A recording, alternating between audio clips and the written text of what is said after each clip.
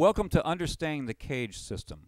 In this particular series of lessons, we're going to take that CAGED system that you might have heard about and talk about how it orients itself on the fingerboard. And we're going to associate pentatonic scale forms with it. It's a great way to understand the neck, because when you look at the neck, you can become overwhelmed. You have so many notes and redundancy and things like that. So we're going to chop it up into some sections.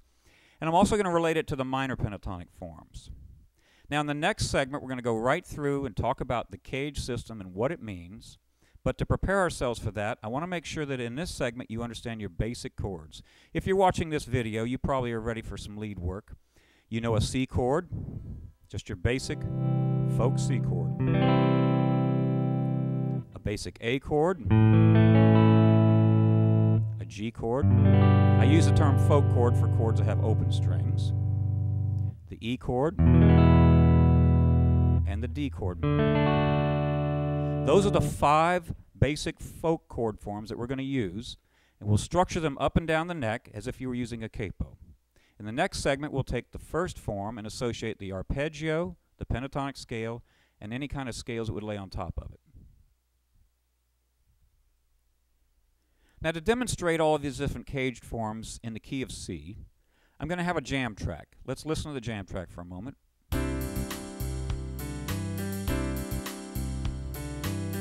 It's just a static C-add-9 chord laid out on the piano. Well, if you're going to strum against that, you should know that you can play this C chord.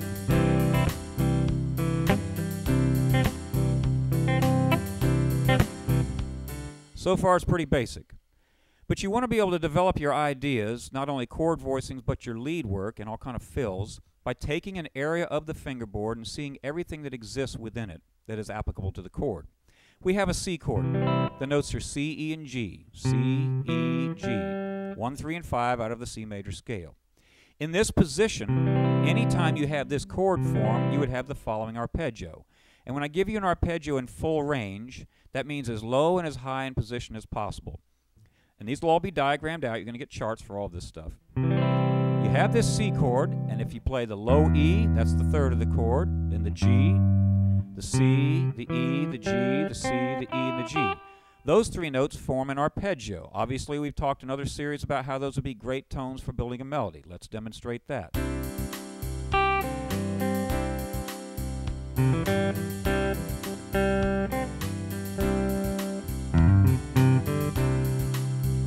This also means that if you see the arpeggio, you don't have to strum the whole big block form. Now, let me give you some terminology. A block form is a large chord voicing, exactly what we'll be dealing with in this lesson, out of which you can extract various voicings and inversions and things like that. You might have seen in a chord book, if you bought some chord dictionary, it showed all these different fingerings for a C chord down here. Those are all C chords with various voicings, arrangements of those 3 notes that make up the chord.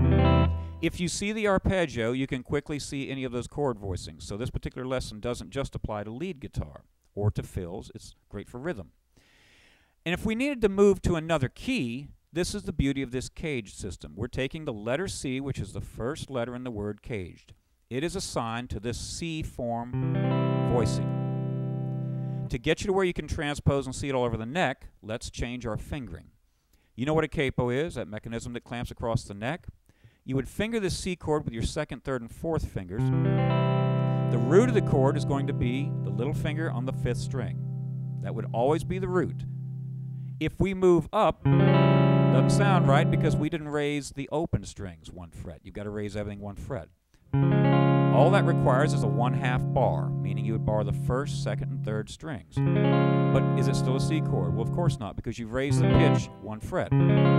Your root is on the 5th string. You need to know the names of the notes on the 5th string. This would be a C sharp or a D flat major chord.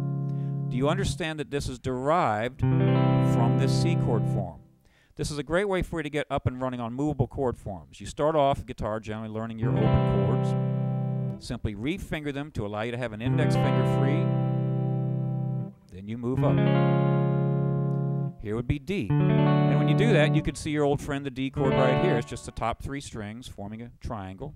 It sits right on the top of this voicing. Therefore, you have access to any major chord with this new voicing. Now, this is the first chord, the first letter of the word CAGED.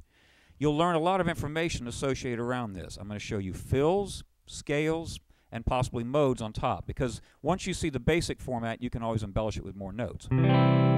If we had to play a song that had an F chord, sure, you could play an F bar chord down here, but you want to force yourself to use these other forms, even though they may not be the most comfortable thing in the world. When you have to solo or play fills, the first thing you're presented with is the harmony. Lay the chord out with the voicing that you want, and in this case, you're going to use the C form 5th string root. Then you'll have an area of activity within the framework of the chord. You'll see scales and things like that that tie on top of it. Now, this also means that you would have other chord voicings that are smaller groups. Let's go back to this original C chord. I'll play against the track. If you look at the right hand of the video, you see how I'm playing adjacent string groups.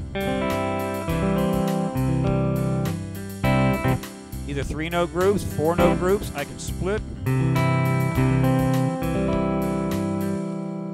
It's important for you to consider your right hand. When you're just clamping a chord form with your left hand, a great deal of variety can be achieved by mixing up what you do with your picking hand, your right hand. All right, now, in this particular track, we're in the key of C. We're playing over a C chord. That means that this C chord form would also exist 1 octave higher. An octave is always 12 frets in a linear fashion on the neck. You would clamp your capo all the way across the 12th fret. That's the equivalent of the open string. It's just 1 octave higher. You form your C chord, and that's the area of activity.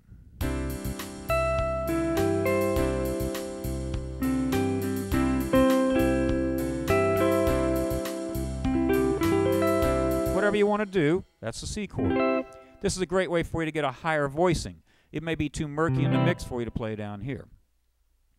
In the next segment, I'm going to talk about the pentatonic scale that resides on top of this arpeggio, because that's where you're going to get your fills from. The next thing we want to do is talk about transposing. I've shown you how to play against the C jam track. You were either down here in the 1st position, orienting around that C folk chord, or you're up in the 12th position. Let's say you were going to take that jam and play it in the key of E. Step 1 would be to determine where E was on the 5th string, which is in the 7th fret. You place your 4th finger on there. You then finger this C form chord, again the first letter of the word caged, and that is your area of activity. And then you have the arpeggio. That's where you're going to get all your chord voicings and your notes from. Now, that's level 1. I'm going to break this up into some different levels. Level 1 is just using the 3 components of the triad, the root, 3rd, and 5th. Here's the E jam track, and I'll demonstrate what I just showed you.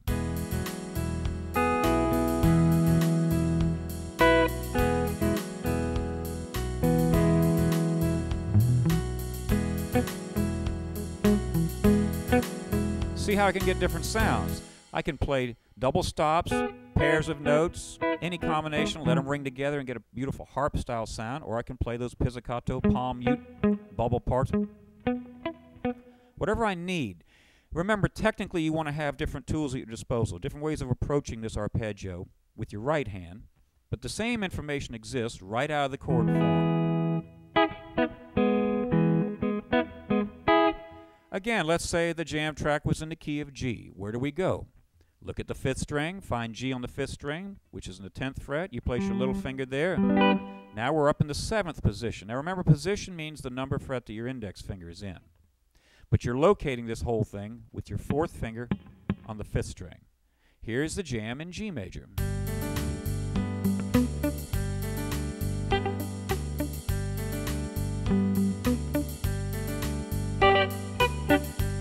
Did you see how I came up with a rhythm guitar part that was complementary to what the keyboard was doing in this track? Instead of going...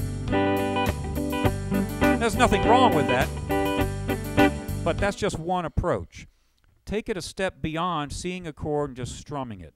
The best thing for you to do is always start lean. Play fewer notes, listen to how it fits against the track, think rhythmically, find your spot and express yourself, and leave room for someone else to play something. In the next segment, we're going to talk about how to arrive at more fills over these jam tracks, basing everything off of the C chord.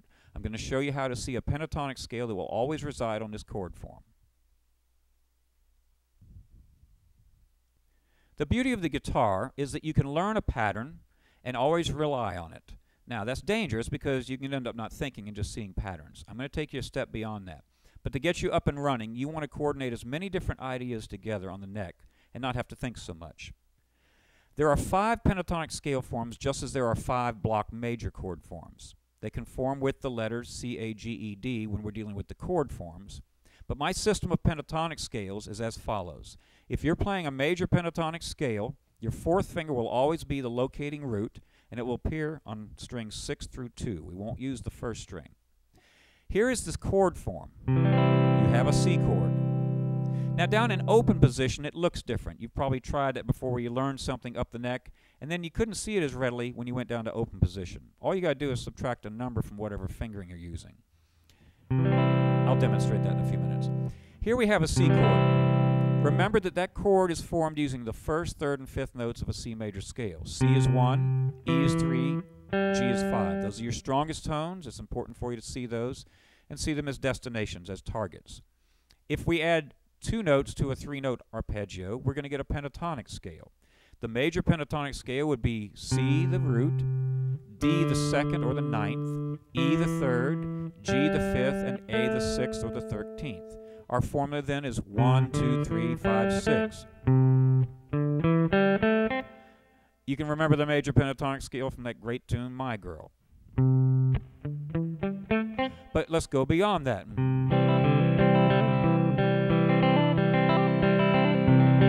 There I'm just strumming kind of a folk, bluegrass, acoustic guitar part, but I'm putting a bunch of fills in on the C chord.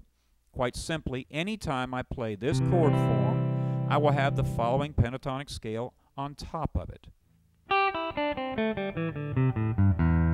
Now notice how I fingered that. I did it on purpose using my 2nd, 3rd, and 4th fingers. This is to prepare you for moving up to the other keys. Obviously, if you're down here in the key of C, you wouldn't use the 3 weaker fingers on your hand. You'd use the 3 longer, stronger fingers. But if we're going to see it and move it up the neck, let's get your left hand comfortable. I'll call out the finger sequence, and this again is diagrammed out for you with the charts that accompany this lesson. You have the 6th string open, which is the 3rd. We're going to use numbers because those follow through no matter what key we're in. There's your 3rd, then your 4th finger is going to play the 5th, the G note. Open is the 6th in the key. The 4th finger on the 5th string is going to be the root. Open is the 2nd. Your 3rd finger is going to play the 3rd of the chord. Then open, 3rd finger, 2nd finger, 4th finger, open, 4th finger. Now, if you're going to finger that, like I said, down in this position, you'd use this fingering. You use open 3rd, open 3rd, open 2nd, open 2nd, 1st, 3rd, open 3rd. I'll demonstrate against the track.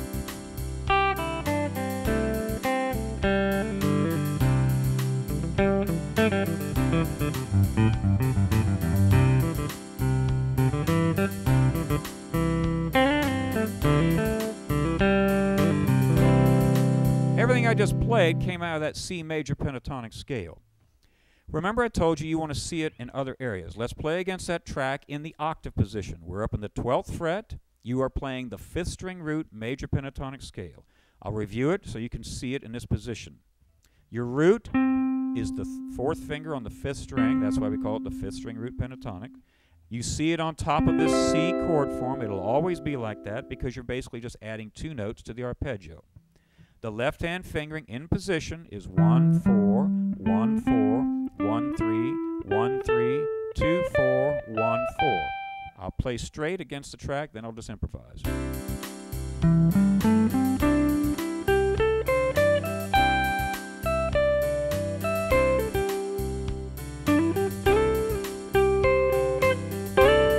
Where did that come from? I'm just playing strings, adjacent string. Those are just double stops coming out of the scale. Remember, you can mix anything you want out of this. And that's also where we came up with these licks. You take all of those fills and you move them. Then you have fills that would accommodate any key. Let's go back to our C chord when I played them down here. Notice we have 2 notes per string, so I could go what I would term low-high on any one of the strings. If I want to do that up here, do you see I have my C chord form?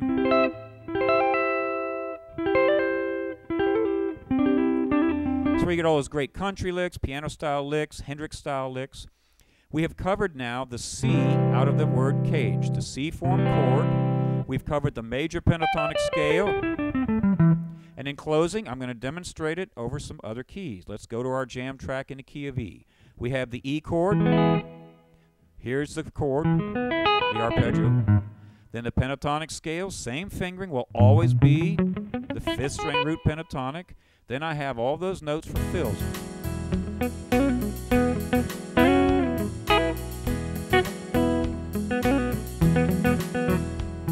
That's all my rhythm work. If I'm soloing,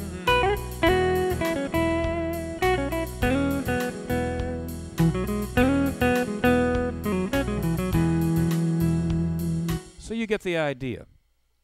Now you'll have jam tracks in various keys that are just parking on one chord, static jams. We've done the C, the E, and the G. I encourage you to just write jam tracks that stay on one chord, then spend some time with each one of these chord forms and the associated pentatonic scale.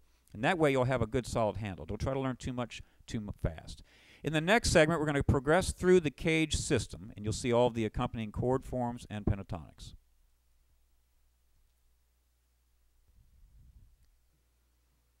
The next letter in the word caged would be the A. We've covered the C, the chord form, and the accompanying pentatonic scale form. Let's go back to that. There's your C chord. Now, if we go to a folk A chord, it looks like that. You might play it like that. A bad fingering is trying to cram 1, 2, 3 in there. I don't recommend that. 2, 1, 3 is a great fingering. There are classical guitar fingerings. Point being, you could finger it a lot of different ways, but the shape would be like that. If I want to set myself up to turn that into a movable chord form, I'll cram my 2nd, 3rd, and 4th fingers in there, clamp my capo to the left of the nut because the guitar is doing the work of the capo. And where is my root? It's an A chord, therefore the 5th string open is the root. That's your locator. If I raise every string, every note 1 fret, I would get what chord? An A sharp or a B flat. Now this fingering isn't too practical on an electric guitar because it's kind of cramped, especially when you start getting the higher frets. In classical guitar, where you have a wider neck, it's a very efficient fingering. It's commonly used, and it covers up pretty high on the neck. So what that means is that generally you see a 5th string rooted bar chord fingered like this. But do you see how it is what we would call an A form because it was derived from this original A chord? Therefore, your root is always on the 5th string. Now we're going to make some connections because earlier on I said you want to depend on patterns to a certain degree. Here's a C chord. This is the first letter of the word caged. The next letter in the word caged is A. Therefore, the next voicing and fingering would always be the A form, and it doesn't matter what key you're in. Here we are in C. I'll play against the track and just play those chords.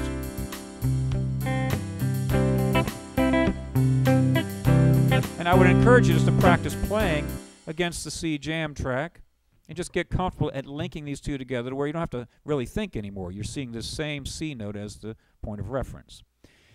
We then said that if you have the chord, there's an arpeggio that chord's coming out of, and those are comprised of the root, 3rd, and 5th. In this position, with this voicing, it will always be as follows. 5th, root, 3rd, 5th, root, 3rd, 5th. These are all charted out, so you want to see those, and that way you can see all kind of different chord forms, different voicings, whatever you want, by mixing the notes together and deleting notes, whatever you want. I'm going to play along with the track and just use the arpeggio. We're using this same format throughout this entire lesson. What I just played were double stops using every other string. Every other note in the arpeggio. To me, that's a little more interesting than just saying, well, okay, it's a C chord on the chart or in the song is what the band's playing. I'll just go and then start trying to hunt for something to play. See the chord, see the arpeggio that chord is built out of, and then the next step, which we'll show in the next segment here, will be the pentatonic that resides on top of that. Let's again change keys. What if we're against our E jam track? Where is E on the 5th string? Well, it hasn't moved since a couple of minutes ago. It's still up here in the 7th fret of the 5th string. Previously, you put your little finger on that. That gave you the C form of the E chord. Now we want the A form. You put your index finger on there. Here's the jam track.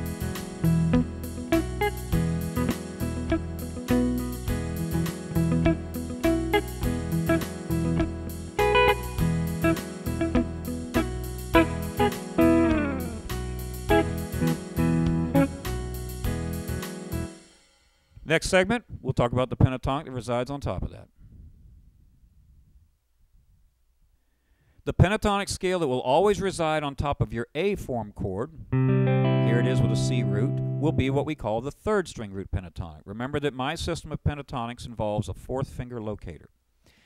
Here is C on the third string. That's what you look at, and the scale form is as follows. I'll give you the position fingering.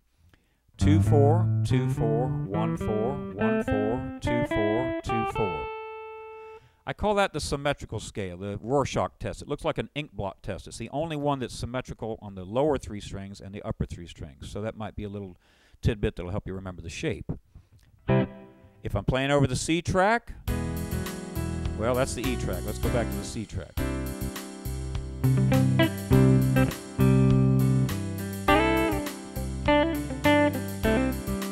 You see how I'm getting my ideas out of this scale.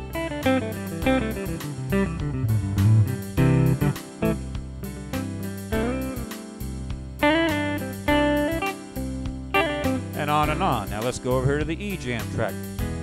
Where do you go? Here's my E on the 5th string.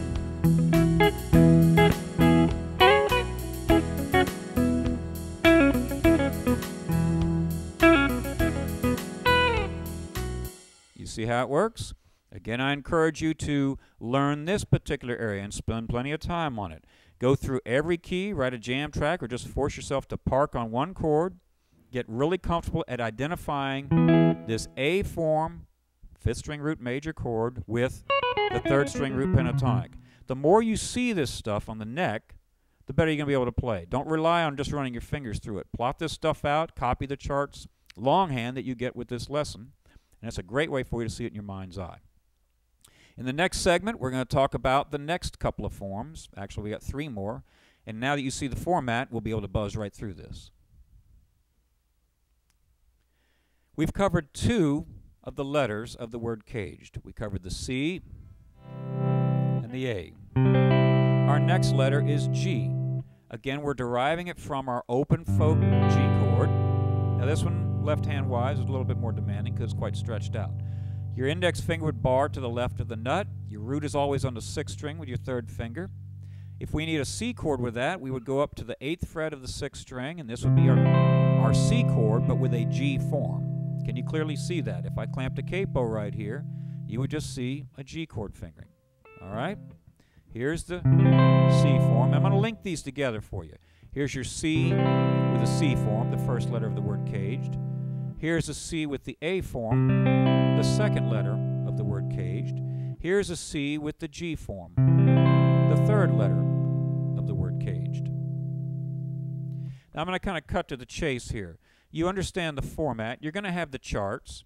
Anytime you have this G form chord, you can play various voicings out of that. I doubt if you're going to use this one too much. It's a bit demanding. But it's a great thing to know in case you forget your capo and you're on a country gig. But anyway, here you have the arpeggio in this position, full range, 1, 3, 5, 1, 3, 5, 1. We add the 2 and the 6 to that, we get major pentatonic.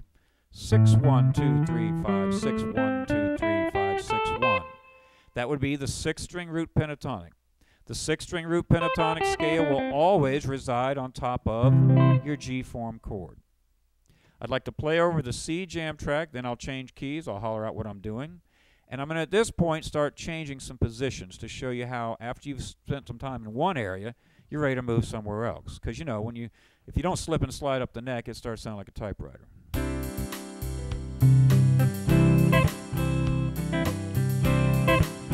There's my C chord.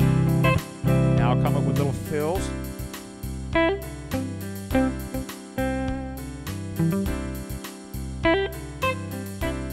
I restricted myself just to the roots, 3rds, and 5ths. Now I include the pentatonic scale. Now, I got to stress this right now. Most people learn the pentatonic scale very, very early on in their career of being a guitar player.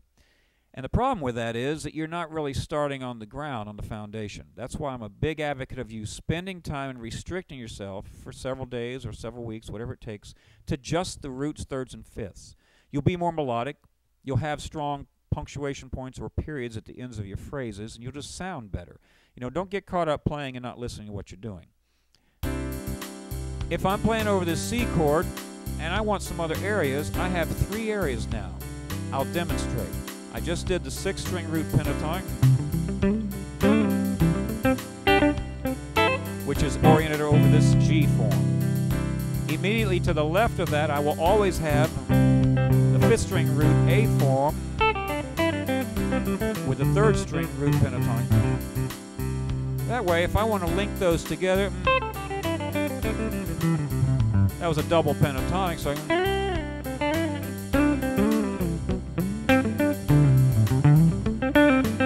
one way of visualizing what I'm doing. I've got 2 pentatonics back to back. They share a common border, that straight line in the 5th fret. And I have more fingerboard. I don't have tunnel vision where I'm just in 4 frets. The next pentatonic down the neck to the left would be the 5th-string root pentatonic, which is oriented over the C chord. I've actually gone backwards in the word caged. I went G, A, C. Let's go forwards. Here's C, the A form, the G form. Let's change keys and see all of that information in the key of E.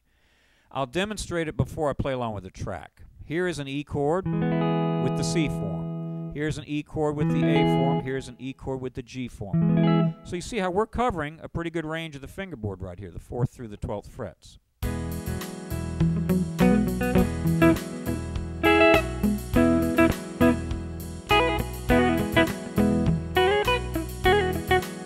Everything I just played came out of those 3 block forms and their associated pentatonic scale forms. Let's do it over G. There's a G with the C form, G with the A form, and G with the G form. Now, since we're up at the 12th fret, it cycles around, so I'm back down here. There's my G chord with the G form. Turns out I'm in open position, you see? So there's going to be a point where it'll wrap around. It'll depend what key you're in. In the next segment, we'll finish off the remaining 2 letters of our caged system. We've covered the letters C, A, and G. Our next letter is E. Here's your E folk chord. Refinger it with your 2nd, 3rd, and 4th fingers. Place your index finger to the left of the nut.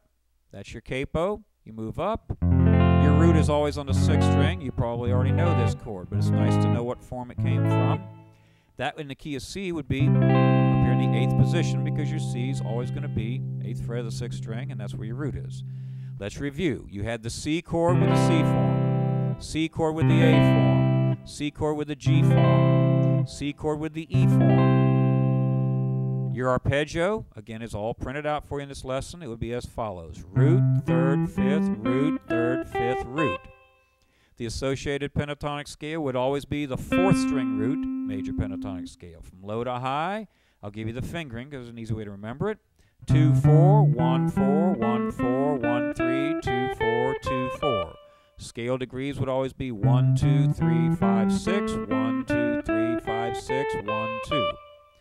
Same principles apply to this. I'll briefly play over the jam track in the key of C, starting with just this new position based around the E form. And then I'll narrate and move to some of the other areas.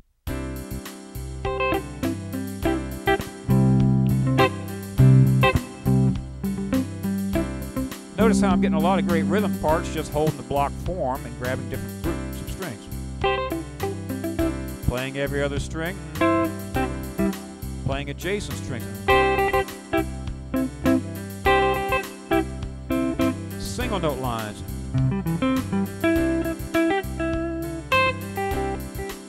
Just restricting myself to the arpeggio tone.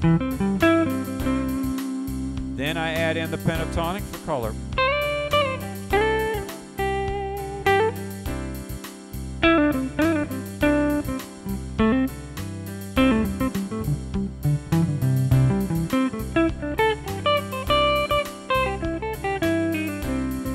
Little chromaticism there, sorry. Let's move to another area. Immediately to the left, we had the G form. That was here. Do you see how I'm using the E form and the G form? Now the A form and the G form. Nice way to practice. You just take adjacent forms. Now I'll link all of them. C, A, G, E. C. You get the idea.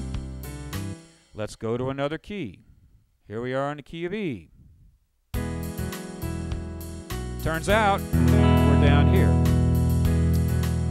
But the problem is we need to see the pentatonic scale. The way this thing laid out, you wouldn't be able to get anything lower than open. To see the pentatonic scale, you'd have to go up here. Here's your E form. A bit crowded. You might refinger it with a double stop there. The pentatonic, notice, encompassed one position lower than where the chord was. 11th fret. That's why we can't obtain it down here, because 0 equals 12 as far as an octave. This would be the E. Then if we're working backwards, that's based off the E form. If we're working backwards, here's E with the G form. There's the pentatonic, 6-string root. Here's E with the A form. I know I'm going fast, but at this point you should understand what I'm doing. That's the 3rd-string root pentatonic, which resides on top of the A form. And finally, the first letter in the word caged was the C form. You're going to have the 5th-string root pentatonic. I'll play against the E track using all of them, and I'll call out which one I'm in.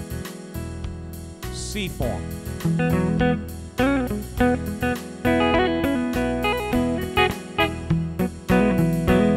G form.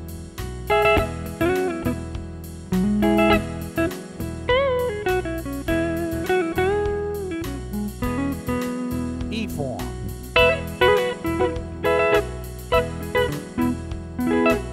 A form. So you see how that's a great way for you to learn your neck. You spend enough time in one area to know it thoroughly, then learn the next position which links to it, and gradually work your way. You're not in any hurry here. It doesn't matter how long it takes you to get this. Just get it thoroughly, and don't leave gaps in your information. I mean, a lot of people get really solid on a particular part of the fingerboard, but you paid for the whole thing. You own all those notes. Why not use them? In the next segment, I'm going to talk about a great application for this because we've just been sitting on a static chord. We're going to talk about how to arrange this information to get you to play through changes. Now, wait a minute. I've jumped the gun. I didn't give you the D form yet. Let's finish that. Here we are with the C chord. Sorry for that. Got ahead of myself. We've gone through. You had the C form, the A form, the G form, the E form, and our final form would be the D form. You can see how you have a D folk chord down here. Your root is on the 4th string open. You bar just to the left of the nut. For a C chord, we need to see the C, 10th fret of the 4th string. So again, our complete series, here's the C form, the A form, the G form, the E form, and then the D form. Then it starts all over again with the C form, the A form, and at that point, it's getting tight. All right, now, as I said earlier, the next segment, we're going to talk about how to link these together to play through a 2-chord progression.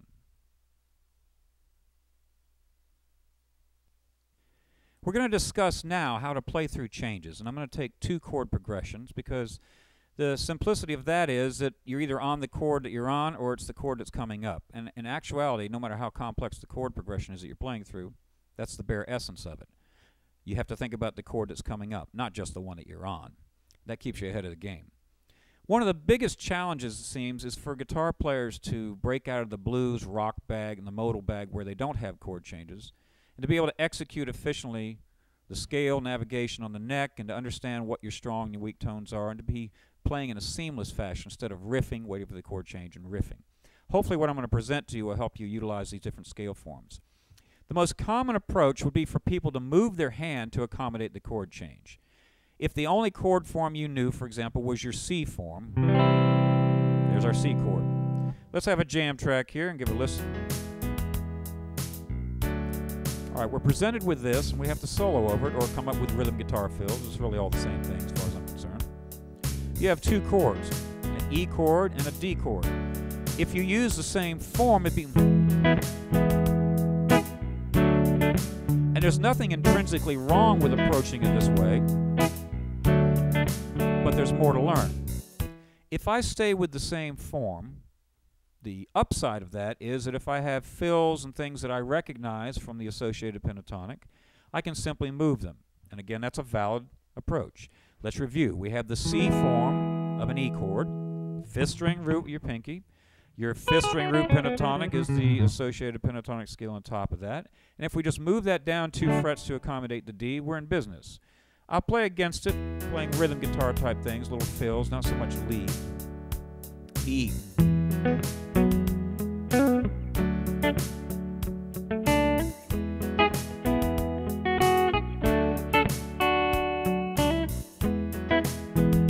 And that works great. If you're soloing over that, if you use this approach of just moving with one scale form, you are obliged to move to accommodate the chord change. Now, I don't like to be bound up. I want to be free to approach it however I need to. Look at the limitations of this, and I'll show you the pitfalls. I'm going to play lead over this.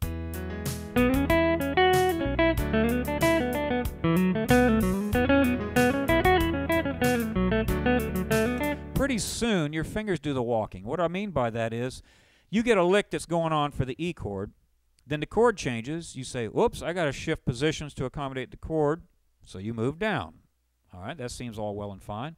But you end up not having enough time to think of something new, and you play the same physical lick, and the next thing you know, you're just playing some boring stuff.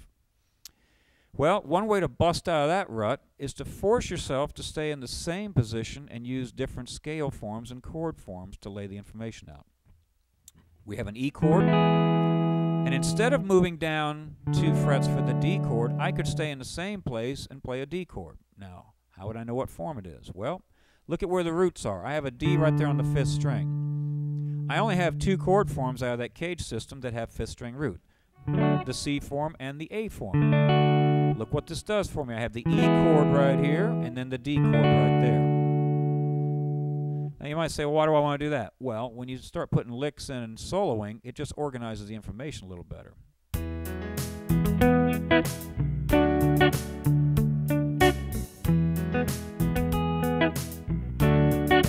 Rhythm-wise, you might not see a big difference. But if we look at the associated pentatonics, now we can play them in the same place.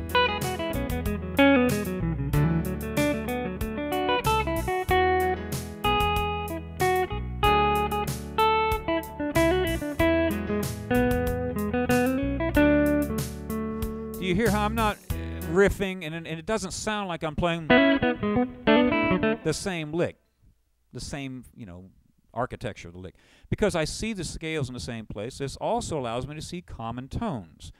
Very important lead principle here. If I look at the E major pentatonic scale and the D major pentatonic scale is in the same place, they both have the B note. They both have the F sharp note. They both have the E note. Well, that's a very important tool for soloing. And I know this lesson was more about the CAGED system, but you can see how it lends itself to your soloing skills. All right, now that's the E and the D in that position. Let's talk briefly about how you could move that to other positions. We have covered 5 different pentatonic scales and their associated chord forms. And actually, I need to correct myself. I did not give you the pentatonic scale for the D form. Let me do that right now. My apologies. I'm just winging this off the top of my head, so you know how it goes. Let's go to this particular chord. You have the E, that's the C form, the A form, the G form, the E form, and then here was your D form. The pentatonic scale that's always associated with the D form is what I call the 2nd string root pentatonic. It's the only one that has an extension. So low to high would be 1, 3, 1, 3, 1, 3, extend 1, 3, 1, 4, 1, 3. Again, these are all charted out. You can see the color coding, how they all link together. I'm playing through E to D. There are 5 areas that I could see block scale forms and chord forms to accommodate this progression. In the next segment, I'm going to go through these in depth, but briefly I'm just going to show them to you. I'll play against the track on the outro of this segment.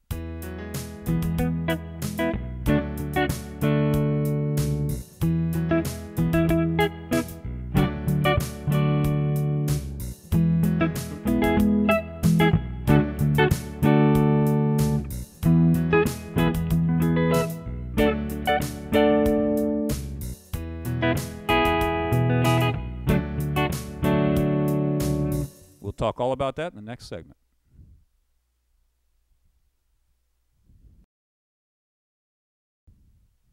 You saw me just demonstrate the 5 areas where I navigated through the E and the D chords using these block forms coming out of the CAGED system.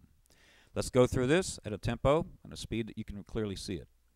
We can start with the C form E chord. Our root is on the 5th string. You would always have the 5th string root pentatonic on top of that. You should see the arpeggio inside that. You would always see the D in the same area with the A form. And these are things you can bank on. By the way, you know, in progressions you have patterns. I mean, in all music you have rhythmic patterns, melodic patterns, harmonic patterns. A lot of songs have 2 major chords a whole step apart. So think about this. If you were to spend a reasonable length of time working on a chord progression involving 2 chords, a major second apart, a whole step, you could master this particular part of music. And you'd have it, you wouldn't have to think about it. You'd already know it. No different than when you say, okay, I'm going to play a blues, I know how to get through the 1, 4, and 5 chords and all that stuff. Here's the E chord, here's the D chord. I already covered that. The next area up the neck, you simply go up to the next letter in the CAGED form.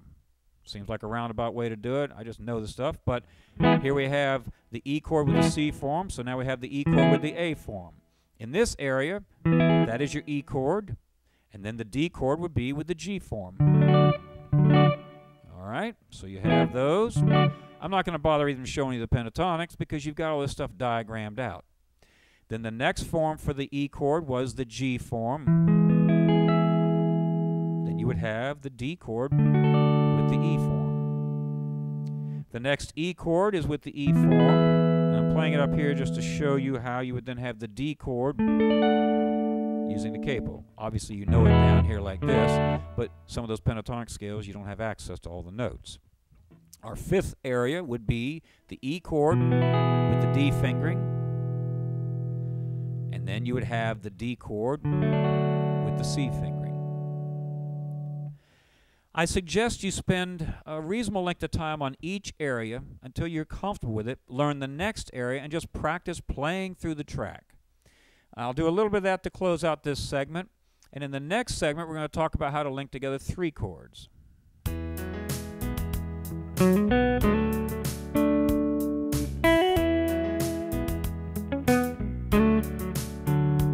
Next area.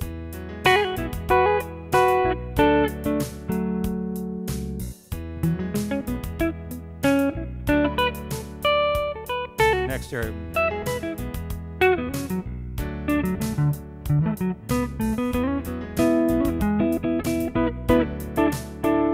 Next area.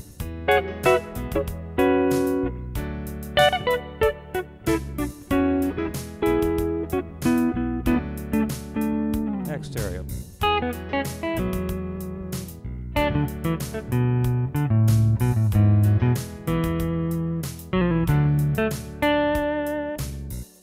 Do you see how I can keep the lines going because I automatically see the next pentatonic scale, the next chord form, the arpeggio, and there's a lot to be said for having your head ahead of your hands and your eyes seeing the information. So I encourage you to study this. I'm not going to demonstrate any exact licks because that's not really the essence of this lesson. I'm trying to show you where the information is on the neck. Use your ears, and if you stay close to the arpeggios, you can't go wrong. Just apply good phrasing to all of this, and you'll be in business. So as I said, our next section is going to be involving playing more than over 2 chords. You can have a 3-chord progression. Let's review what we've covered up to this point. We have 5 different forms based off this CAGED system. Each chord form is derived from an open position chord. You have C, A, G, E, and D.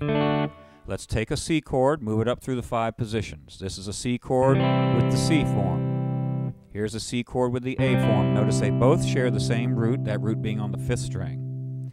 The next letter in the word CAGED is a G. There's your C chord with a G form. Looks like a capo with a G folk chord. Next would be E form. There's your C chord with an E form. Notice that both of those forms share a 6th string root. The final letter in the word CAGED is D. There's your C chord with a D form fingering. It's the only one that has the root on the 4th string. Then we have these 5 pentatonic scale forms that always coincide with those chord forms. Let's review that. Here's a C chord, 5th string root, C form.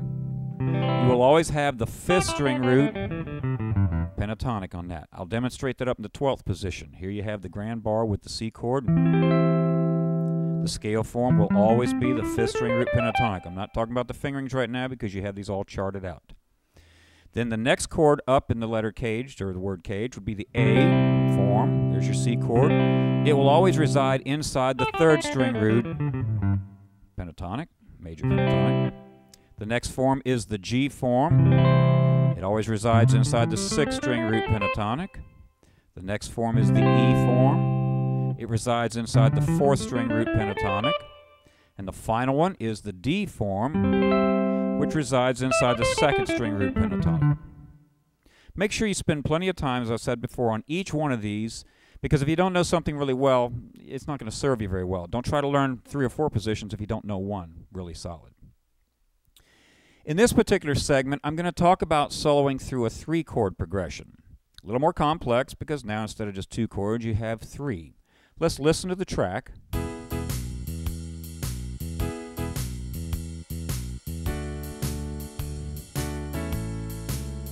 You can hear the 3 different chords. The progression to start over again. It's a 4-bar progression. E.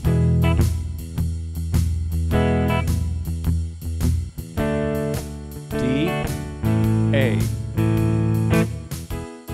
You're going to have to approach each of those chords in a vertical fashion. Now, it's not to say that you couldn't just use E minor pentatonic, but that's not what this lesson is about.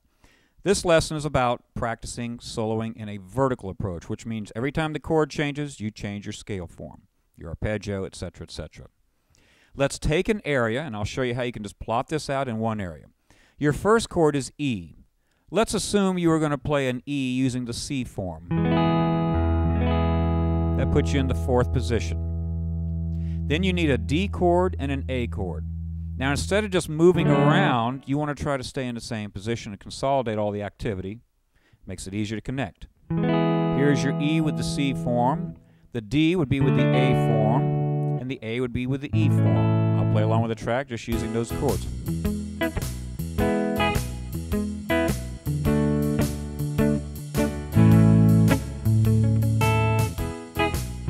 And you see it puts everything underneath your fingers.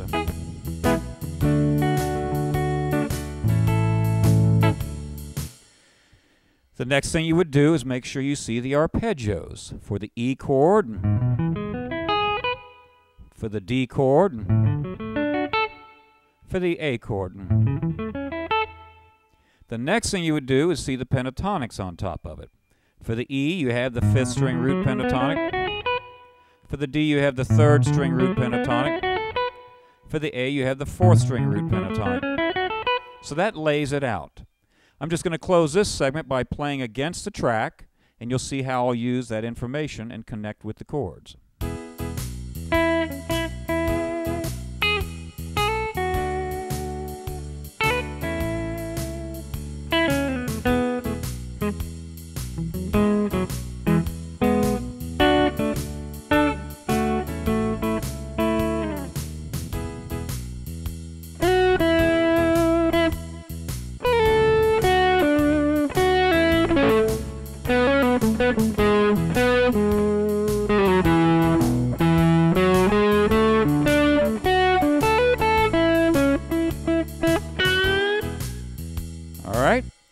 In the next segment, I'm going to show you how to lay this progression out in the remaining 4 positions.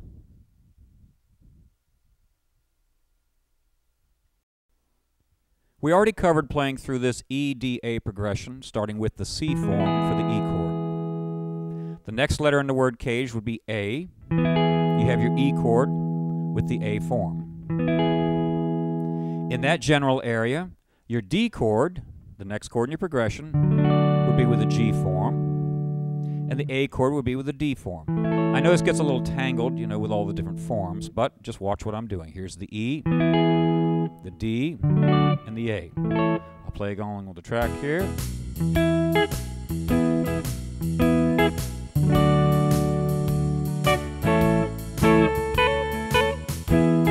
Then you have all the arpeggios, all the different pentatonic scales. I'll go ahead and show you those. E, D,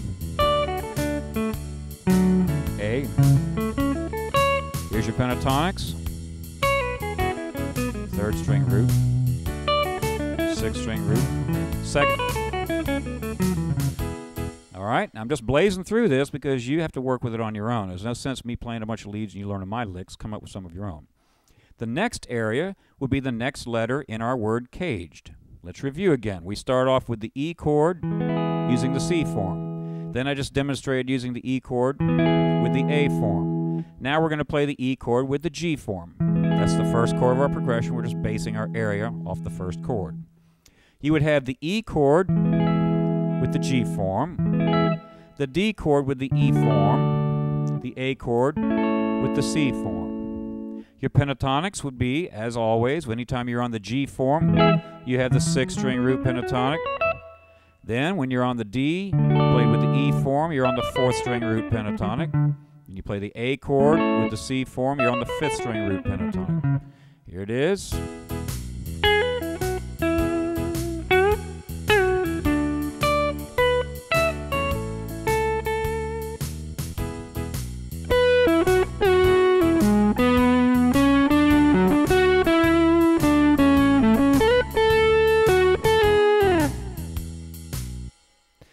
The next area, we're going to move up to the E chord with the E form. Then we have to play a D chord in that same general area. It'll be with the D form. Then we play an A chord. So that's just our standard area where we're deriving all these folk chords from. Your pentatonics, I've already covered them. I'll go through them. For your E chord, 4th string root pentatonic. For the D chord, 2nd string root pentatonic. For the A chord, 3rd string root pentatonic.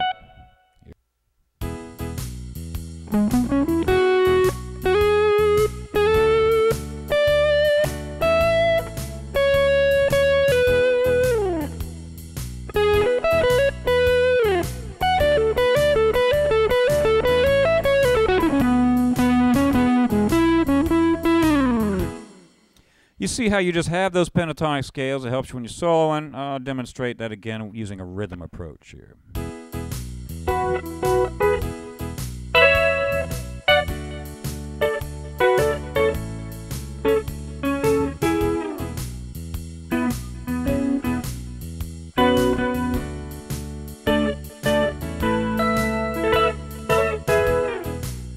Everything that I'm playing, I'm seeing coming out of those pentatonic scales. I've seen the arpeggios and all that stuff.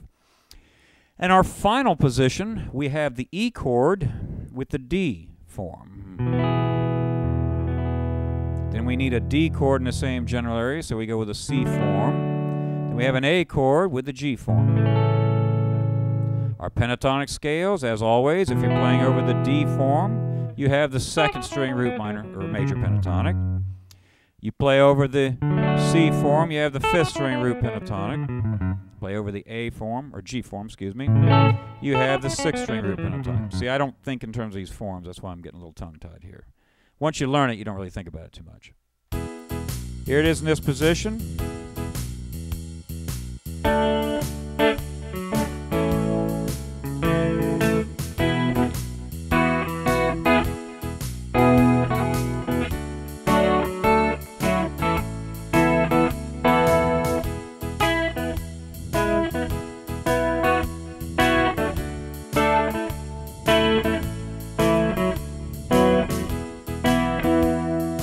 So there I was just playing kind of like a little rhythm guitar part, hybrid picking. Hopefully you see how there's a lot of study available, you know, just what you want to hear. You can spend a very long time, weeks, months, a long time working on one progression to really master these areas. But ideally you want to see the whole neck as an integrated flow of notes and scales and arpeggios. So I'm blocking it up, you know, chopping up into these very strict positions. And it's kind of hard for me to play that way, to just not want to move around and be a little more lyrical. But if you learn 2 positions that are adjacent, then you can kind of blend them. I'm not going to demonstrate that. That comes with time. You'll be able to do this. And ultimately, you'll see this approach is really nice even when you're playing in a linear sense. What I do is if I'm moving up and down in a linear sense or even along diagonal lines, as I move from left to right or right to left, I still see that I'm moving in and out of these blocked positions because I start off as a position-oriented player. It's an efficient way to play. It's kind of traditional. It has its upsides. It has its downsides. Playing in a linear sense is much more lyrical, but you can't rely on patterns as much. So I suggest you learn this because then it helps you a lot no matter what chord progression you may encounter. We have studied, for the most part, in this entire lesson, strictly playing over major chords. The title of this lesson is the CAGED system, and that applies to major chords.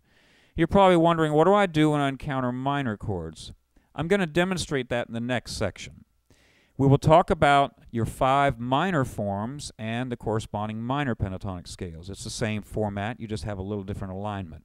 I'm also going to talk in the next section about how to approach this principle of the major pentatonic versus the minor pentatonic and dealing with it in a progression. If you're familiar with pentatonic scales, you know that you can use them as both major and minor pentatonics. My system of organizing them, as you remember, is based on what string the root resides on. We only use the 2nd through the 6th strings. Let's listen to this progression and see how we would approach it.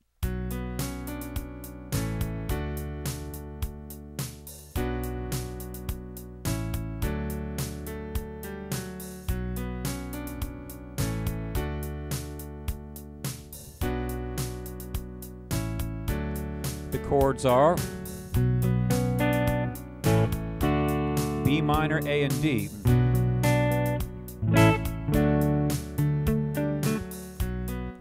And the A is a little punctuation. We have 1, 2, 3, 4, 1, 2, 3, 4, 1, 2, 3, 4, 1. I call it a punctuation because obviously it doesn't last very long. I want you to disregard what you have to do on the A chord for the moment here. As far as chord forms, we'll get to that in just a minute. I want to talk primarily about the pentatonic scale. You know that if you play over the D chord, you'd play D major pentatonic. And let's approach it using, for example, the 6th string root pentatonic. That's aligned over the G form chord, so we're in the 7th position. That's called the 6th string root pentatonic. Well, there are 2 notes on the 6th string. Your 4th finger root is always major pentatonic. Your 1st finger root is always minor pentatonic. That same D major pentatonic is a B minor pentatonic scale. Remember, the reason it has more than one name is because you have to analyze the notes in any scale or chord against the prevailing bass note. If D is our bass note, we have 1, 2, 3, 5, 6. If B is the bass note, those notes change numbers. It'd be 1, flat 3, 4, 5, flat 7, so you get a different sound. The beauty of this is that any time you have a chord progression that involves a major chord and a minor chord 3 frets lower, you can stay in one pentatonic scale. Now, you might wonder why I'm talking so much about the scale when this is the CAGED lesson about chords. Well, they're all integrated. This also means there's a relationship between the chords. Now, you need to have some minor chord forms, and I said that I was going to give you these 5 block chord forms that are very similar in the CAGED system, but they're minors. Actually, we'd have to call it EDCAG, E-D-C-A-G, because those are the corresponding minor forms when you have them based off these pentatonics. I'm just starting with the letter E because most people, when they're playing minor, would tend to think 6th string root. So if we have B minor on this song, that'd be a 6th string root, B minor chord, and it's derived from your E minor folk chord. That chord form will always have the 6th string root pentatonic scale, minor pentatonic on top of it. You can see the chord coming right out of the scale. And that works really well on this progression because we can just stay in that one position.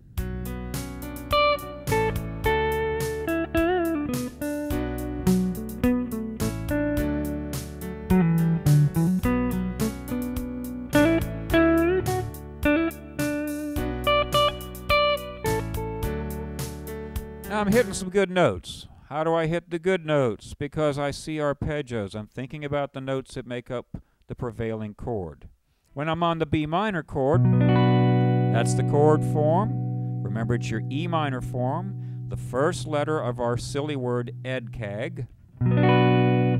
Here's your arpeggio. 1, flat 3, 5, 1, flat 3, 5, 1, flat 3. You can see the chord comes right out of it. During the B minor, I'm going to stay close to those notes. But then we had to go to a D chord in the progression, right? Here's your B minor. There's your D. When I go to the D chord, I have, in the same position, my D chord played with the G form. I know that the arpeggio is just like that, so I know where the strong tones are. Now, actually, you can kind of just riff around in that pentatonic scale, and you're going to be pretty close on this kind of progression. You could go through, I don't think I'm going to show you this, because you could go through on your own after you learn all these minor forms. You could take this particular progression and learn it in 5 areas, the same thing that we did with our other progressions. And it's important for you to study that way. But for now, let's just stay in this position. Now, earlier on, I told you that you don't need to worry about that A chord for the punctuation. You're only on it for 1 beat, right there. Then it goes to the D. But if you want to line up and really sound like you're with the chords, you need to think about that. Let's look at our chords. We have B minor with our E minor form. Notice how I might finger it different ways. You know, don't get all confused with that. You got a lot of different fingerings available. Then I have to hit an A chord as a punctuation. Now, most people would go, and that's a good way to play it.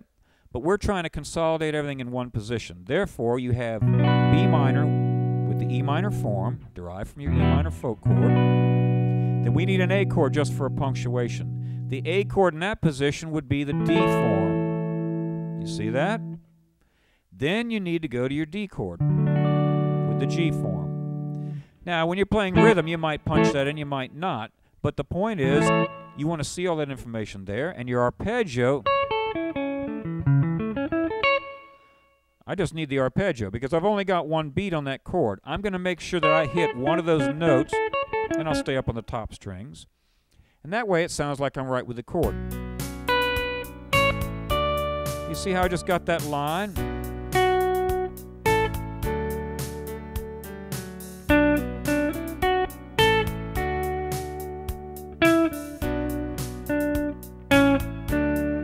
Just playing simple little melodies and really, you know, stressing that kick of that A chord, that punctuation. Let us review here. We have a B minor chord, A, D. That's our progression. The B minor chord we've chosen to play with our E minor form. Our pentatonic scale is a 6-string root pentatonic. There's your arpeggio. Then we have an A chord as a punctuation, derived from your D fingering. Your arpeggio is there. Your 2nd-string root pentatonic is the appropriate pentatonic, but you don't have time to think in terms of pentatonic unless you're playing fast, and I don't want you to play fast yet. Then we go to the D chord with the G form, and there's your arpeggio. Then your pentatonic scale. You have all of that activity in one area, and you can play effectively through this progression. As I said earlier, you could repeat this process in 4 other positions. I'm going to leave that for you to do. I don't want to spoon feed you. I've shown you how to do that with the other progressions. And I really encourage you to spend some time. Spend a week or 2 in one area, then learn the next area, then consolidate those 2. Don't go on until you can see more information. All right? Now, in the next section, I'm going to go through and explain all of the minor chord forms with their associated pentatonics. All right, I've changed my mind. I said I wasn't going to show you all these different positions for this little B minor A D progression. Turns out I am going to, because I can implement 2 things at once here. We're starting with a B minor chord. Let's look at the 5 forms that you have for a minor chord up and down the neck. Now that one, most people know and you recognize it comes from your E minor form. The next form up the neck would come from what we would call a D minor folk chord. You know a little D minor like that? It has the root on the 4th string. Refinger it with your 2nd, 3rd, and 4th fingers. Your 1st finger's on the 4th string. So you would link those 2 together. You see? There's B minor with the E minor form. See your capo and your folk fingering. Here is B minor with your D minor fingering. So it's the 2nd letter of our silly word EDCAG. The pentatonic scale that would always reside on top of that would be, what do you think? The next one up after the 6th-string root pentatonic, the 4th-string root pentatonic. All right? The next minor chord form really tells you whether or not you came from the gene pool to be a guitar player. It's not bad up in the upper positions, but down low, it can be a bit of a challenge, especially just keeping your intonation together. Now, I have decided to call this a C minor form. Here is why. You have a C chord like this. That's root 3rd, 5th, root 3rd. A minor chord has a flatted 3rd. We are going to flat the 3rd. We can only play those middle 4 strings, but that's the chord form we'll be dealing with. It's a 5th string root version, and it links to that previous B minor. Let's review. B minor with the E minor form. B minor with the D minor form. Now B minor with the C minor form. And the pentatonic scale that would reside on top of that would always be the second string root pentatonic. The next letter in our word CAGED would be A minor. Let's wrap around because we're going to come back down here an octave lower. You already know this chord probably. It's a basic fifth string root minor chord derived from an A minor voicing. That would be the next one. Let's go through B minor, B minor, B minor, and then B minor. I'm just going to wrap it around down here. That would always take the fifth string root minor pentatonic scale. Now your final chord form is, you don't really use it very much, but it's there. You know, you need to know this. We're going to call that a G minor form. Here's why I called it that. Your original folk G chord would be like this. We've got to flap the thirds. Well, this B needs to go down to B flat, this B needs to go to B flat, so you end up with this form, and when it's turned into a movable form. Now, you may not be able to hyperextend your little finger. It doesn't matter whether you can play some of these forms because you're not going to use them very much. But that would be the final and fifth form in our CAGED minor pentatonic chord forms. I will review. B minor with the E minor form. B minor with the D minor form. B minor with the C minor form. B minor with the A minor form. And B minor with your G minor form. And then you have the 5 pentatonics. I'm not going to play them. I've already shown you those. In the next segment, I'm going to go back over this progression, and I'll show you how you could just see it quickly in 5 different areas, and all you have to do is insert the appropriate pentatonic scale for that A progression, or the A punctuation, rather. Here's our progression, and we've already covered it starting with the E minor form. I'll review that just to show you.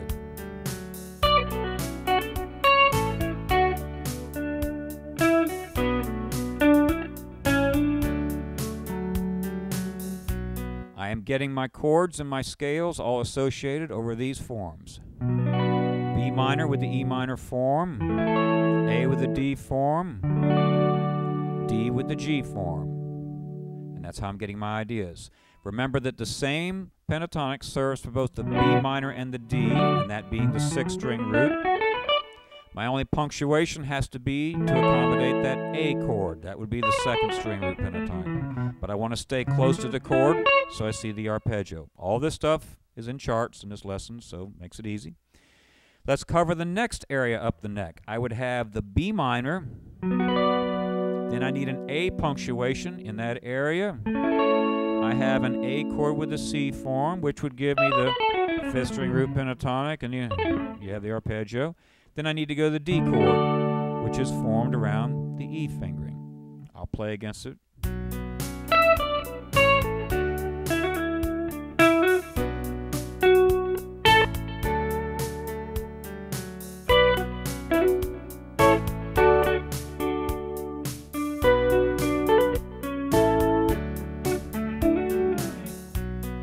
Everything I got was out of the information I've told you. No secrets holding back here. The next area, we've already done the D minor form. Our next area would be B minor with the C minor form.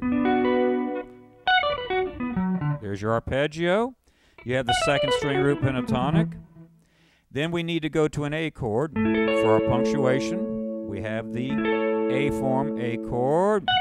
There's your 3rd string root pentatonic. Then we need to go to a D chord. That'll be with the D form. And then you have your pentatonic for that. Same one as the B minor. I'll play against it.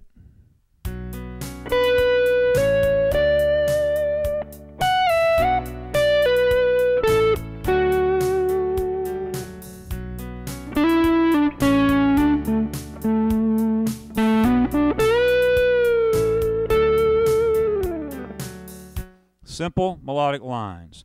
If you were to copy what I just played and do an analysis, you would see how I'm staying right with this information.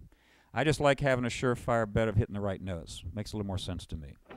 Let's cover the next area. We'll go to the B minor with the A minor form. Then we need an A chord for our punctuation. That ends up being the G chord. Then we need our D chord. It comes from the C form. The B minor, you have the 5th string root pentatonic. Our A chord, 6th string root pentatonic. There's your arpeggio. D chord, again the 5th string root pentatonic.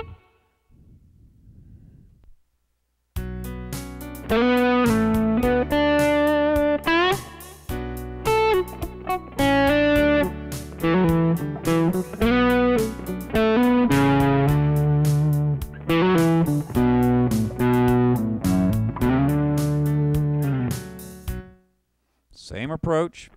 And our final position, we need the B minor with, let's clean the sound up here, hit the wrong button. B minor with your G minor voicing. Bit of a handful, good thing to practice though. There's your arpeggio. Your pentatonic would be the 3rd string root pentatonic. Our A chord in that area is going to be the E form. You see your arpeggio, your pentatonic, all that business. Then we go to our D chord with the A form, same 3rd string root pentatonic. We'll play over the track.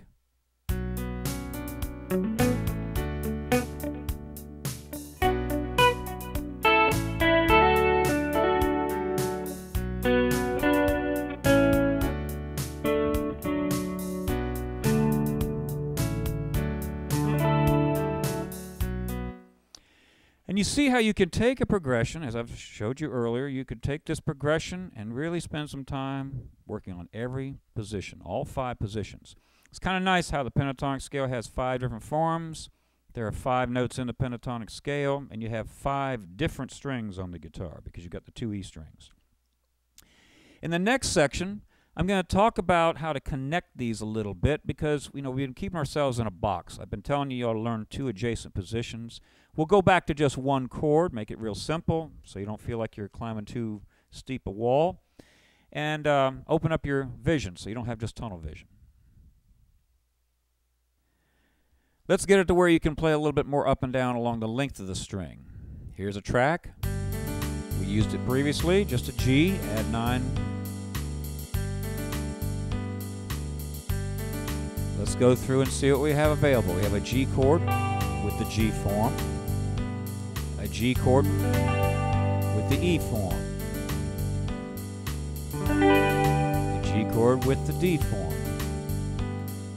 a G chord with the C form, and a G chord with the A form.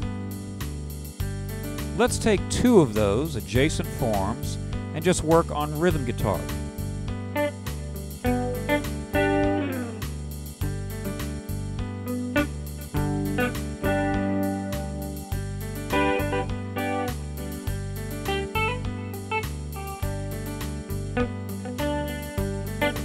If I add other notes in there, they're coming from that major pentatonic scale that's associated with that chord form. For example, that 4th string root pentatonic will always be on top of the E form. I see the chord.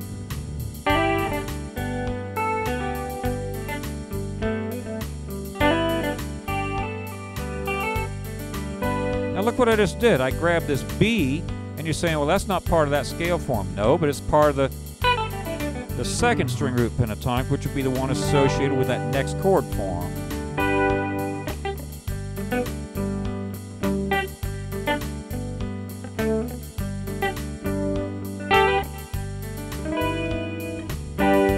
See the different fingerings I might use? Now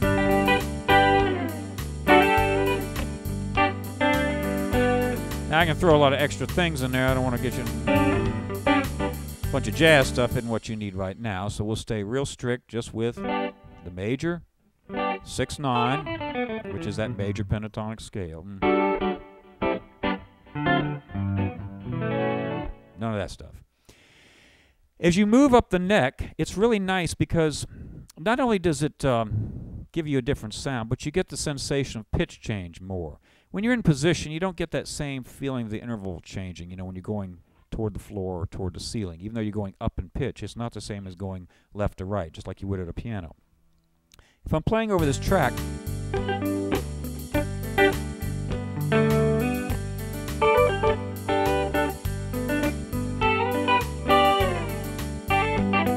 everything I just played came out of those block forms. There was your A form, your C form, your E form, a little bit of the D form. Do you see? I'm just grabbing, because I see 5 different areas of block G chord forms, I can punctuate and not just sit there and... Nothing wrong with that, but you know, we're trying to raise the bar a little bit. If you can already do this, you're ready for something else.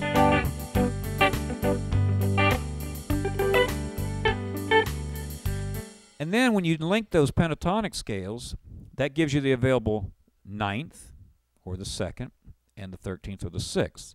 If I'll take a chord, for example, here is my G chord with the C form. You should recognize these by now. I see that 5th string root pentatonic on top of that, and if I know my pentatonics, I say, well, gee, I know there's a 2nd string root pentatonic always to the left of that. They link together. Those are double pentatonics. You know, you need to practice those. I'll give you a lesson on those sometime. You're just playing 2 of them together at once, 3 notes per string. If you have the chord form, let me just edit it down. I got a bass player. I don't need to get in his way. So here I have a G chord. And I know that if I sprinkle in that major pentatonic scale, I have that 9th and that 6th. Do you see how I'm getting that?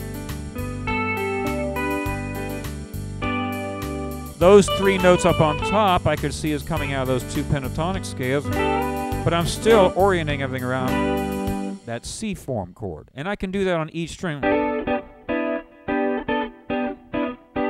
There, I'm looking at those 3 notes that exist between those 2 pentatonic scales on the 2nd string. Now look at how much music I can make.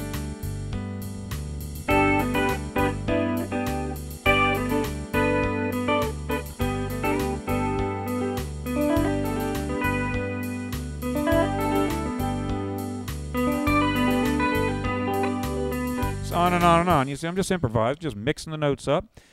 And it's a great way to practice because you're tying together these chord forms with those pentatonic scales, and you're restricting yourself just to the 9th and the 6th as far as extensions. We're not going with any of the major 7s or the flat 5s and those kind of jazzy sounds. And you know, you can add those later on, but it doesn't fit into what we're talking about here. All right, that was over the G. Let's change tracks. Let's say we're going to play over an E chord. I have 5 forms. We'll start with our basic E form. The next letter would be D in our CAGED. There's your E chord with the D form, E with the C form, E with the A form, E with the G form.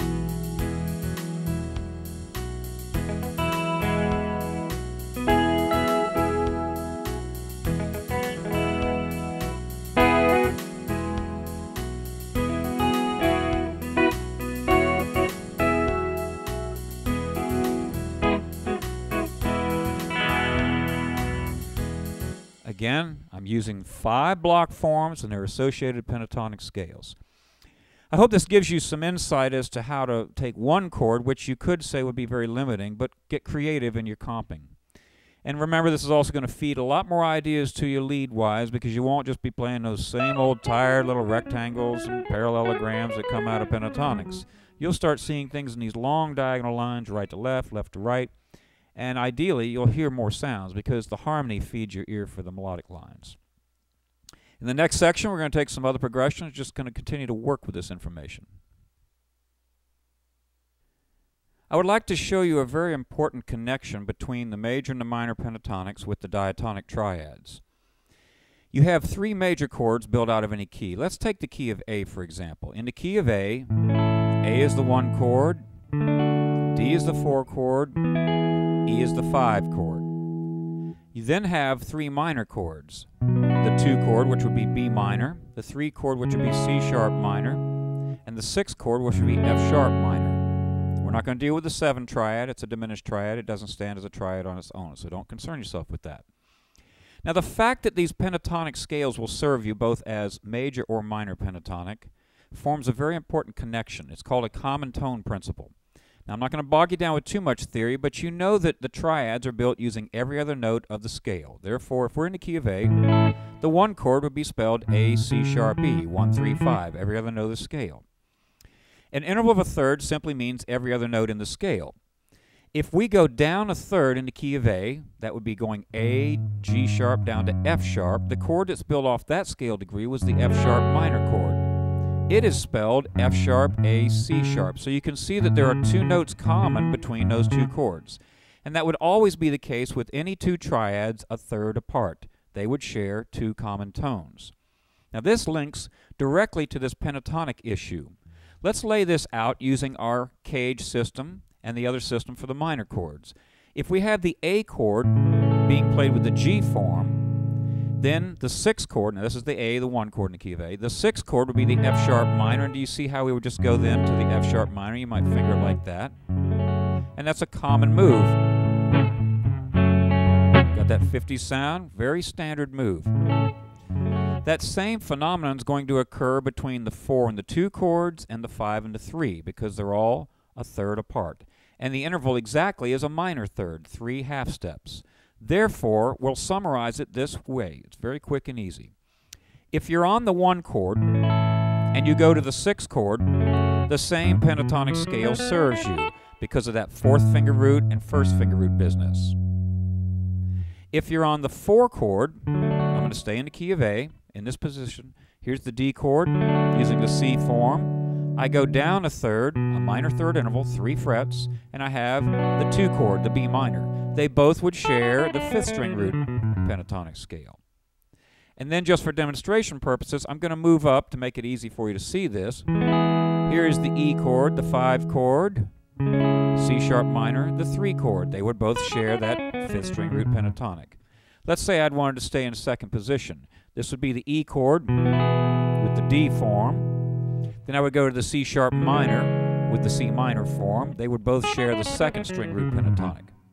Now you're going to get a chart, or a number of charts, and I'm going to print out this whole format where you have it in one position. I'm not going to do all of the positions because it'll take some time for you to figure this out. You can do it on your own. But if we were to assign it right on top of regular old A major scale, scale form 7, you would have 3 different pentatonic scales which would serve the 6 diatonic triads we just talked about. The bottom line is to remember that 1 and 6 are the same, 4 and 2 are the same, and 5 and 3 are the same. This gets you up and running, and it makes it easier for you because if you know what the chord progression is, at least you'll know when you don't have to go searching for a different pentatonic scale. All right, now that's going to take care of your major and your minor chords. I'm going to keep it within the scope of just major and minor chords for the rest of this lesson. In the next segment, we're going to take a progression. I actually asked some of my students down at TrueFire last night, some of our ensemble students. I said, we're doing a nice little series on the CAGED system, and I'm going to compile a couple more progressions. What would you like? And since we were doing a couple of country songs in one of the ensembles, they said, how about just 1, 4, and 5? You know, a lot of music, not just country, but a lot of music involves the 1, the 4, and the 5. In the next little segment, we're going to play over a 1, 4, 5 progression in the key of A, and it'll really give you a good handle for that common progression. Let's listen to our progression. As I told you, it's a 1, 4, 5 in the key of A.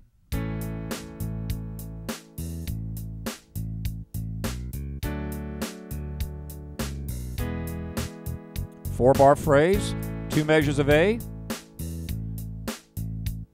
Here's your D chord, the 4 chord, and then E, the 5 chord. Now on purpose, I've got the tempo a little bit draggy. Actually, I'd like to hear this a little faster tempo, but I want to have you work on just staying in the pocket. Sometimes it's a challenge just to play on those little draggy tempos. Well, now you know that everything you're playing here is in the key of A. Let's assume you're going to orient everything around the 6-string root A chord. In that same position, the 4 chord is going to be a D, and then the E chord will be the 5 chord. Now this is where you look at the bass line. That really quickly allows you to find the roots of your chords. In an A scale, here's 1, 2, 3, 4, 5, 6. You're going right up the scale. Your bass line's 1, 4, 5. Therefore, we're going to use the E form for the A chord because it's rooted on that A, on the 6th string. We're going to use the A form for the D because it's rooted on the 5th string. And And we're going to use the C form for the E because it's rooted on the 5th string. That keeps everything within this 4th position. You have everything in front of you from previous study during this lesson. You know what pentatonic scales you should use. And then when you play against it, here's some of the stuff you could come up with.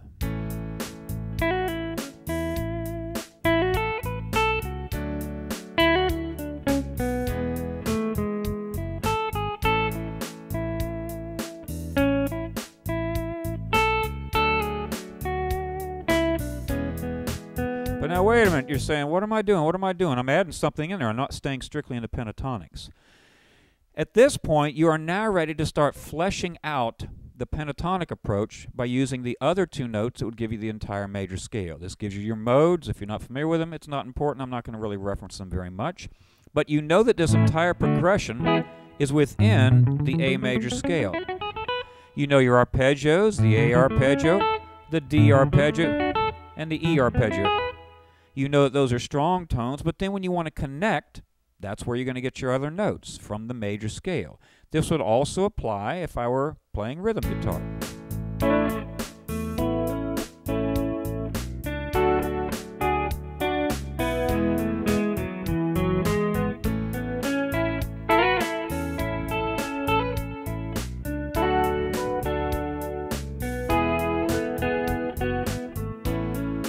Everything I just did came out of the A major scale. I'm still orienting things around those pentatonic scales, around the triads, the arpeggios. So I think you clearly see what's going on here. We'll give you this jam track, just as we've done on all the other segments, and I suggest you practice this. I am not going to demonstrate this in all of the other remaining positions. That's up to you. Use the format that was presented earlier, and take your time. Spend a lot of time in one position, get some music going, then try to play some other lines, because the way the notes are oriented on the guitar, you might have other things available in different positions that you wouldn't be able to access in another position. Have fun with that. For the last segment of this lesson, the last 2 segments here, I'm going to play E minor, C, and D. Very common progression. This would be a 6-4-5 progression in the key of G. I'll spend a little bit of time showing you how it could lay out in different parts of the neck, but I'm leaving a lot of this up to you. At this point, if you've gone through this lesson and listened to it a few times, you're going to understand that this is big, and it's going to take some time for you just to dig in. Let's listen to the track.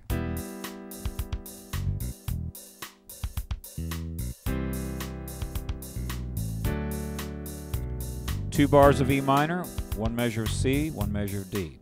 Got a little bit of a disco feel, a little bit of 16th stuff going on. So where do you want to play it? Let's review. You have 5 different areas that you could play both major voicings in and minor voicings. We've gone through that. The CAGED system would be your 5 voicings. The EDCAG would be your minor positions. You're probably going to start off with E minor, 5th string root, based off the A minor chord. You want to see the C and the D chords in that position.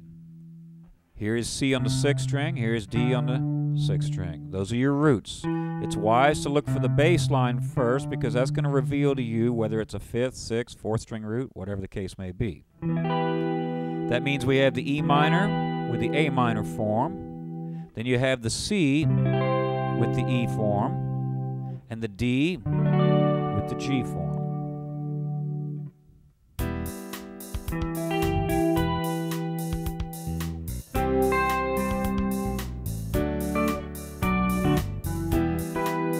Let's break it down and get small little voicings out of those chords. This is a great way to get some nice ideas.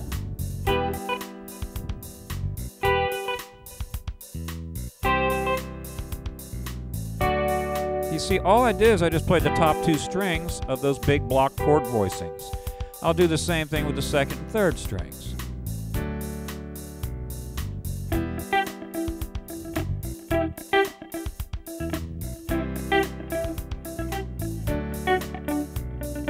Now that's exactly where a good rhythm guitar part could come from. We need to raise the bar a little bit. Now what if I want to add notes to that? Remember, there are 3 levels that we deal with. The triads, which would be the arpeggios, the notes that make up the chords. Then your pentatonic scales, you add 2 notes to your triad arpeggios. you have the pentatonic scales. Add 2 more notes to those pentatonic scales, you get your modes. We are in the key of G. This is the 6th chord. The C is the 4 chord, the D is the 5 chord. You need to see a G scale in that position. Now, if you don't know all your major scales, I'm going to give you a plug. Call TrueFire and order the 2.2 lesson video. I go through all 5 pentatonic scale forms, all 7 major scale forms. You know, if you're going to bother listening to me, we might as well be on the same page, and I highly recommend that. This would be scale form 3 of that series. It would always be oriented around this chord form, so that's an important link for you to make. That way you don't have to go through 2 steps, you can get to your destination just with 1. Then I know that if I want to add notes to these little parts that I had, I simply look at each string. Let's say I want to restrict myself to the 2nd and 3rd strings.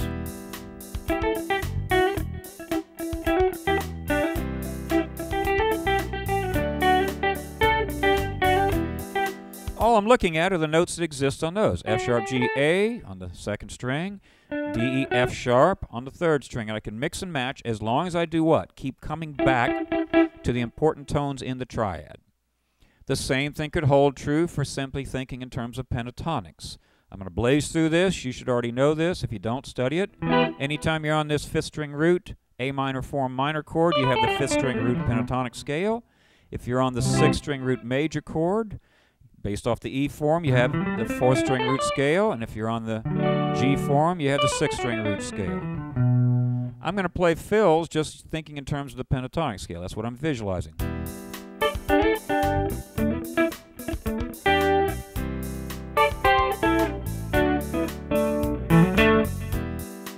Great way to approach rhythm guitar. You get these nice little double stops. And then if you implement all these different approaches, the arpeggios, blending with the scales, be it the pentatonics or the modes, the entire major scale, do you see how you can just keep playing rhythm guitar, lead guitar, they're really blending one into another.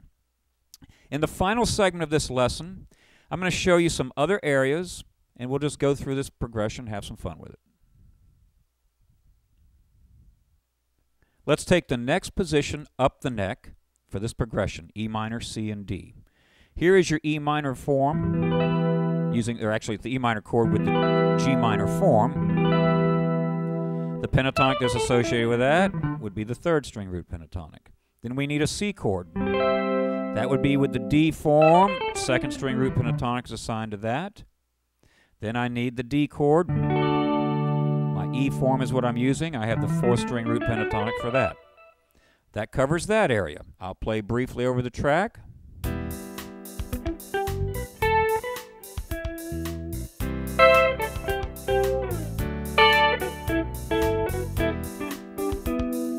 Double stops coming out of the pentatonics. I'm just going to spend a couple seconds on each track, or each time. The next area up the neck, we've gone from the G minor form in our CAGED series. Now we'll be on the E minor form, 6th string root, and it's the E minor form, E minor chord. You probably don't even have to think about this. You know that that 6th string root pentatonic resides over that chord. Now I want to point out, the degree with which you know that, and most beginning players learn that really well right off the bat. It's a quick, easy connection. Let that be the standard by which you want to see everything else. It's very important. Get everything on a level playing field as far as information. Study your weaknesses, not your strengths. End of sermon. Okay, you got the 6th string root pentatonic for the E minor. Our next chord is a C chord. You would be playing the C form. That would be the 5th string root pentatonic. Then we need a D chord. So you would be playing the D form, 2nd string root pentatonic. I'll go to overdrive. We'll do a lead thing on this.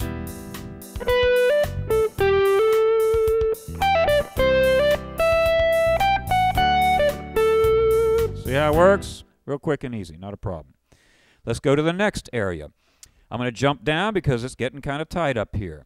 After the 6th string root, E minor form, our next chord form for E minor would be the D minor form. That's a 4th string root. Likewise, we would have a 4th string root E minor pentatonic scale. Then I need a C chord. I go to the A form. That's the 3rd string root pentatonic. Then I go to a D chord. That's the 5th string root pentatonic. Play over the track.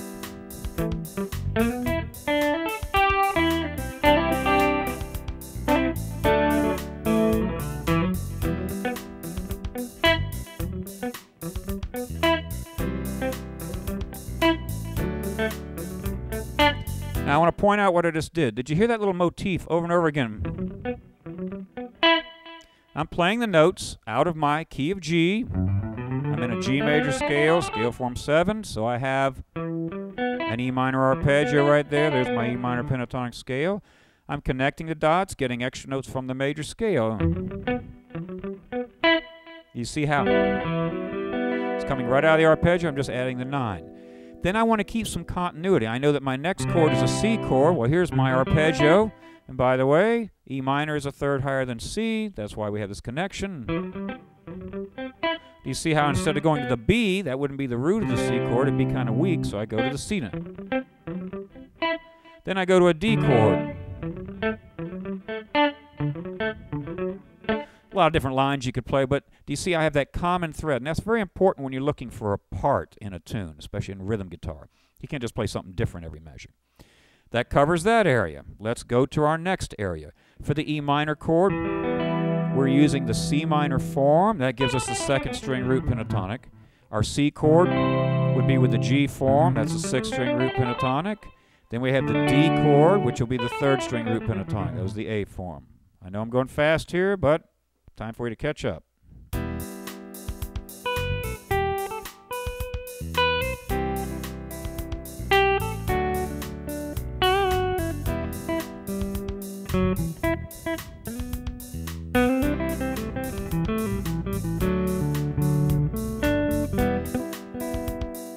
See, you don't have to play fast, you don't have to play busy, you don't have to play overdriven, you can play sweet and pretty and hit the right notes. Great concept. And then we're back over here to the E minor where we started. So do you see how you cover those 5 areas utilizing the CAGED system and the CAGED system? I hope this will present some information that will break this neck up because it can be a bit confusing to assimilate all the information. Go through these positions as I've preached 3 or 4 or 5 times before in this entire series. Spend some time on a progression, and preferably, like I said, I came up with these last 2 progressions based on student input. I said, what do you guys want? What's going to serve you? We covered the 1-4-5, the 6-4-5 progressions. Take numerical progressions that are diatonic in nature, they're coming from the major scale.